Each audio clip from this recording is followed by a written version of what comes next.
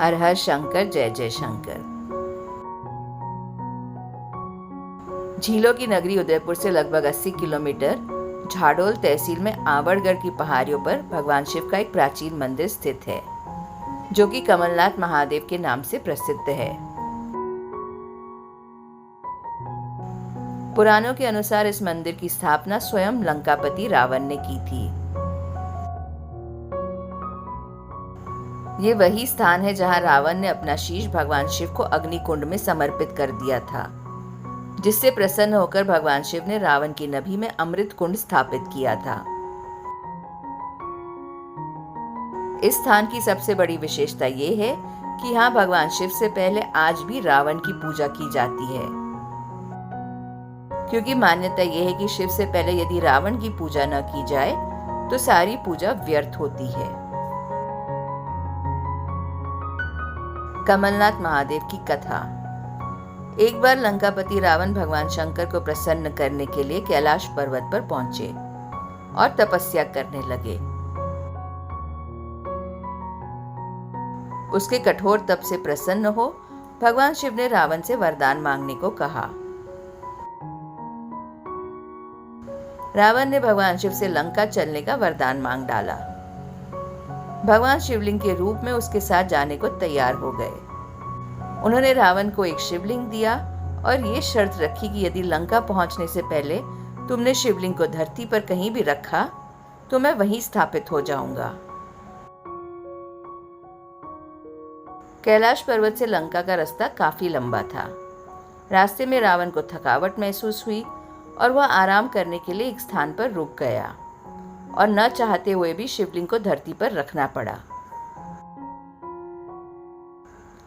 आराम करने के बाद रावण ने शिवलिंग उठाना चाहा, लेकिन वह टस से मस न हुआ।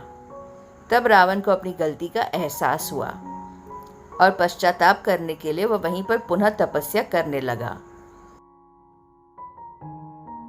वो दिन में एक बार भगवान शिव का 100 कमल के फूलों के साथ पूजन करता था। ऐसा करते करते रावण के 12.5 साल बीत गए। उधर जब ब्रह्मा जी को लगा कि रावण की तपस्या सफल होने वाली है, तो उन्होंने उसकी तपस्या विफल करने के उद्देश्य से एक दिन पूजा के वक्त एक कमल का पुष्प करा लिया। उधर जब पूजा करते वक्त एक पुष्प कम पड़ा तो रावण ने अपना एक शीश काटकर भगवान शिव को अग्निकुंड में समर्पित कर दिया। भगवान शिव रावण की इस कठोर भक्ति से फिर प्रसन्न हुए और वरदान स्वरूप उसकी नाभि में अमृत कुंड की स्थापना कर दी। साथ ही इस स्थान को कमलनाथ महादेव के नाम से घोषित कर दिया। पहाड़ी पर मंदिर तक जाने के लिए आप नीचे स्थित शनि महाराज के मंदिर तक तो अपना साधन लेके जा सकते हैं, पर आगे का 2 किलोमीटर का सफर पैदल ही पूरा करना पड़ता है। इसी जगह पर भगवान राम ने भी अपने वनवास का कुछ समय बिताया था। झालोड़ झाला राजाओं की जागीर थी। इसी झालोड़ से 15 किलोमीटर की दूरी पर आवड़गढ़ की पहाड़ियों पर एक किला आज भी मौजूद है। इसे महाराणा प्रताप के दादा महाराणा ने बनवाया था। जब मुगल शासक अकबर ने चित्तौड़ पर आक्रमण किया था, तब आवड़गढ़ का यह किला ही चित्तौड़ की सेनाओं के लिए सुरक्षित स्थान था। सन 1576 में महाराणा प्रताप और अकबर की सेनाओं के मध्य हल्दी घाटी का संग्राम हुआ था। हल्दी घाटी के समय में घायल सैनिकों को आवड़गढ़ के इसी किले में उपचार के लिए लाया जाता था। इसी हल्दी घाटी के युद्ध में महान झालावीर मानसिंह ने अपना बलिदान देकर महाराणा प्रताप के प्राण बचाए थे। हल्दी घाटी के युद्ध के पश्चात झाड़ोल जागीर में स्थित पहाड़ी पर जहां आवड़गढ़ का किला स्थित है, वहीं पर सन 1577 में महाराणा प्रताप ने होली जलाई थी। उसी समय से समस्त झाड़ोल में सर्वप्रथम इसी जगह होली का दहन होता है।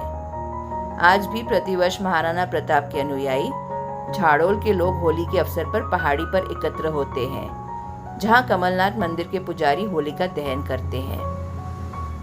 इसके बाद ही समस्त झालोर क्षेत्र में होलिका दहन किया जाता है। झाड़ोल के लोगों की होली देश के अन्य लोगों को प्रेरणा देती है कि कैसे हम अपने त्योहारों को मनाते हुए अपने देश के गौरवशाली अतीत को याद रख सकते हैं। हमारा इतिहास और हमारी संस्कृति इतनी विशाल है कि हमें इसको किसी पर थोपने की जरूरत नहीं है। खुश रहिए और हमेशा जपते रहिए। हर हर महादेव।